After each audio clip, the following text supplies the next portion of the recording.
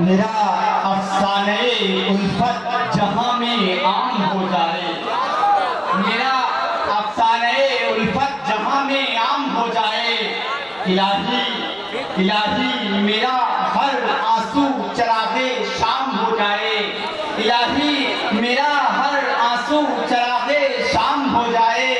میرے مالک تیری تشنا کری۔ آج کے اس مشاعرے کے صدر محترم المقام عزت مآب عالی جناب کرم محمد صاحب، ہمارے آج کے اس مشاعرے کے مہمانان ذی وقار محترم حاجی شاداب اصغر صاحب، جنہوں نے آج کے اس مشاعرے کا افتتاح فیتا کاٹ کر کیا، اور ہمارے درمیان محترم جناب عالم چودھری صاحب، حسیب چیئرمین صاحب،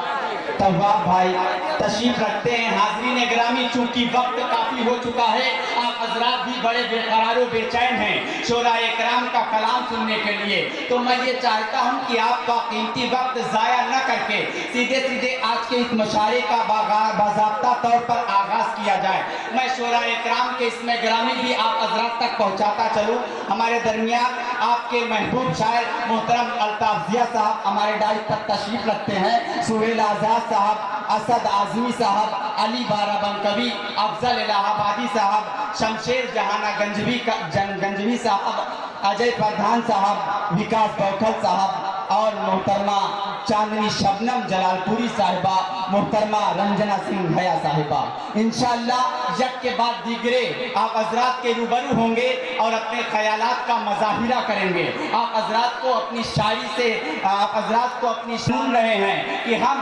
اپنی ادبی محفلوں کا آغاز نعت سرور کونین صلی اللہ تعالیٰ علیہ وسلم سے کرتے ہیں۔ کنوینر مشاعرہ عدنان جویلر صاحب، اویس انصاری صاحب نے حکم دیا ہے کہ آج کے اس مشاعرے کا جو پہلا دور ہوگا وہ بارگاہ رسالت مآب صلی اللہ تعالیٰ علیہ وسلم کا ہوگا، جن میں چند شعراء کے سامنے روبرو کروں اور آج کے اس مشاعرے کا آغاز کروں کہ مشکل تھے راستے سبھی آسان ہو گئے، دشمن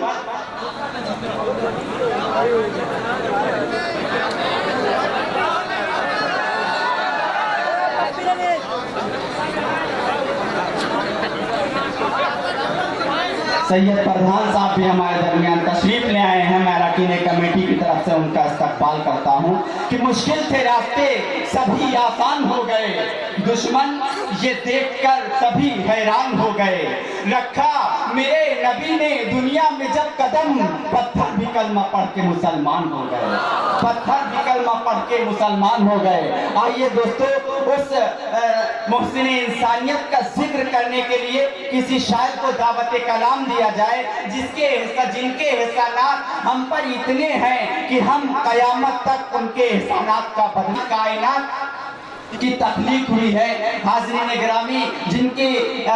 کی تاریخ و توصیف میں پورا کلام پاک جن کی تاریخ و توصیف سے بھرا ہوا ہے۔ آئیے دوستو، اس وقت میں یہ چاہتا ہوں کہ ہمارے درمیان ایک چھوٹا سا بچہ جو قد سے تو بہت چھوٹا ہے، لیکن رب قدیر نے جس کی آواز میں وہ جادو بخشا ہے کہ جب وہ مائک پر نعت سرور کونین صلی اللہ تعالیٰ علیہ وسلم گنگناتا ہے تو آپ حضرات مدینے کی گلیوں کا تصور کرنے لگتے ہیں، آپ حضرات مدینے کی گلیوں کا تصور کرنے لگتے ہیں، طیبہ کے حسین مناظر میں کھو جایا کرتے ہیں۔ وہ نام شاداب ابن حسن مقدس پوری کا ہے۔ میں اس وقت شاداب صلی اللہ علیہ وسلم سے گزارش کر رہا ہوں کہ وہ برائے کرم تشریف لائیں اور بارگاہ رسالت مآب صلی اللہ تعالیٰ علیہ وسلم میں ہم سب کی حاضری درج کرا کر آج کے اس مشاعرے کی کامیابی کی ضمانت حاصل کریں۔ محبتوں کے ساتھ استقبال کیجئے محترم